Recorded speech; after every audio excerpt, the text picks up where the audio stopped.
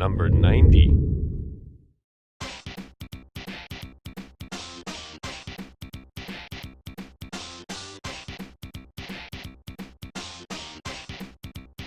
Super Punch-Out is the hit sequel to Mike Tyson's Punch-Out on the NES and was released in 1994 in North America and 1995 in Europe on the Super Nintendo, and shockingly, 1998 in Japan on the Super Famicom.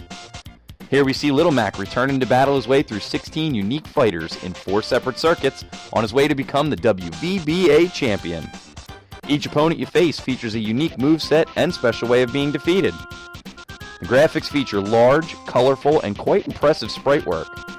And the game features a soundtrack that consists of a special intro tune for each fighter, and a track for each circuit that plays during matches. The music's up-tempo and keeps you amped up for the fight. I find myself returning often to Super Punch-Out as it's my favorite in the Punch-Out series. The game is challenging, yet fair, and I love striving to get better and faster with each playthrough.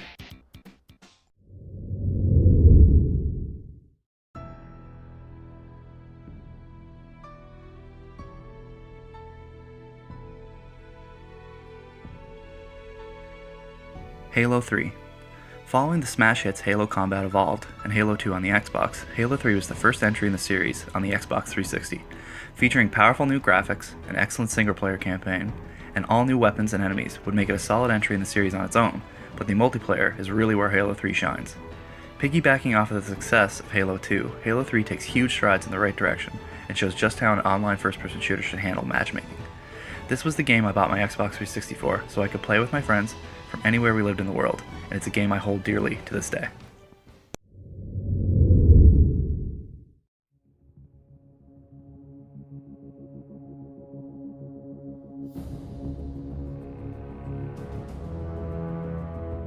Arkham City is the prime example of the perfect sequel.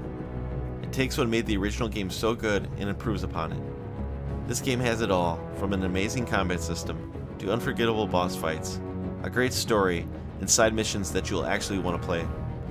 This game does a wonderful job of incorporating one of comics' greatest rogue gallery villains. They even make Calendar Man seem cool.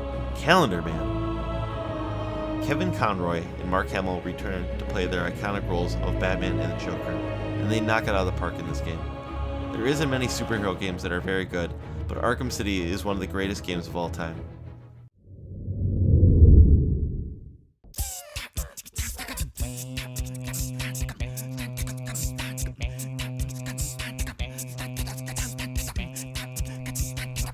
We Love Katamari. We Love Katamari is the second game in the Katamari Damacy series and was intended as a love letter from Namco to the fans of the original game, which made the first game such a success.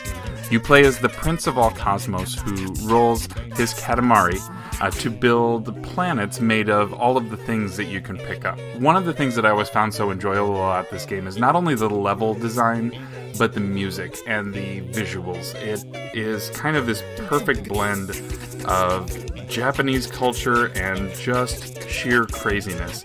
And it is a game that I would suggest everyone play to see if you enjoy it as much as I do. I would highly recommend We Love Katamari to anyone with a PS2.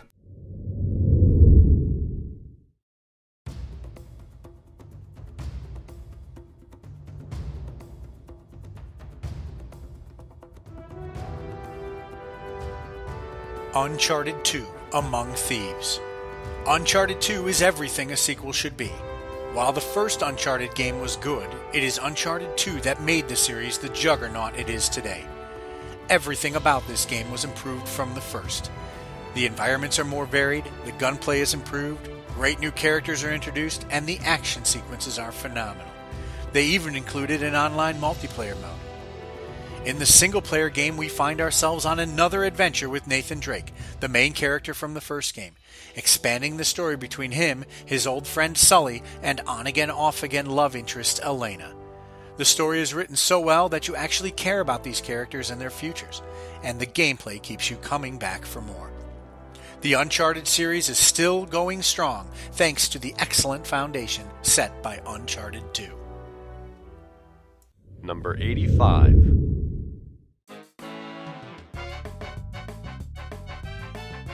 Mario Kart Double Dash. Now I love Mario Kart, but I'll admit up front, when I first heard about Mario Kart Double Dash, I wasn't that excited. The whole 2 racers, 1 kart thing felt more like a gimmick than a step in the right direction for the series. And holy shit, was I ever wrong. Mario Kart Double Dash was a massive step up for the franchise. With more than double the racers of any previous Mario Kart, the best visuals seen to date, more weapons than ever before, and all the modes we come to expect from the series, Double Dash was a remarkable game. Double Dash's biggest addition lies in its namesake, giving players the option to select 2 of 20 different characters. One racer would drive while the other would hang back and use items. On top of that, the game featured a level of co-op that no other Mario Kart game has achieved since. The ability to each control a different racer while riding the same kart. Throw in the fact that you can pick your own vehicle out of 21 different karts, each with its own individual stats, and you've got a pretty robust amount of customization options available to you. But above all else, the game was just fun. It provided countless hours of fun times with friends, and let us bring those blue sparks for days. Days!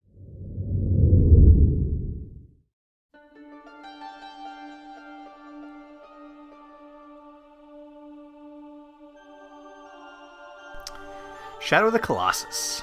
It is a classic story of David versus Goliath, except there's a bunch of Goliaths and David has to climb all over them and hit him with a sword instead of throwing rocks, so it's still kind of like that. It's dark and artsy and will grip you from start to finish, trust me. Take some time to get used to the controls and you'll be rewarded. It's truly a unique experience. Shadow of the Colossus. What wouldn't you do for the one you love?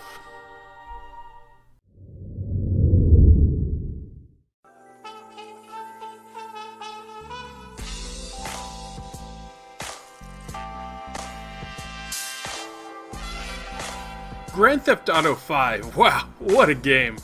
This was the first GTA I played since the original came out in the late 90s. Back then, an open world game was a fresh idea, and I loved exploring. Now that it has been done so many times, it's far less interesting. That means that just being open world isn't enough. An open world game needs something else to compel an audience. GTA 5 had an amazing campaign, which is why it's on my list. The ability to switch between a car thief with the need for speed, a good fella who has dreams of being a Hollywood film producer, and a trashy sketchbag psychopath kept things very interesting. I couldn't put it down and finished it faster than I ever thought I would.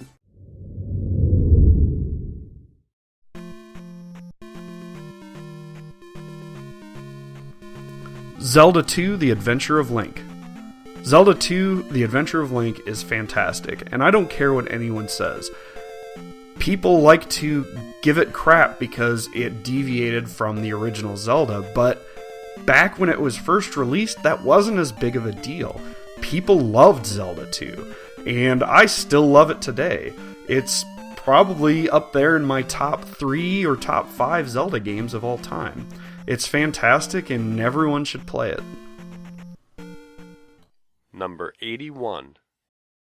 This was a triumph. I'm making a note here. Huge success. Portal. If I had to define this game in one word, that word would have to be perfection. In my opinion, perfection only happens on that rare occasion when a developer is able to match its level of ambition with a flawless execution. And that being said, this is a huge success. This game gives me hope and reassures me that the passion to create new, innovative, beautifully executed games is still alive. Portal has a unique concept, fantastic story and narrative, deep mechanics, and oozes with charm. Portal was a triumph of game development.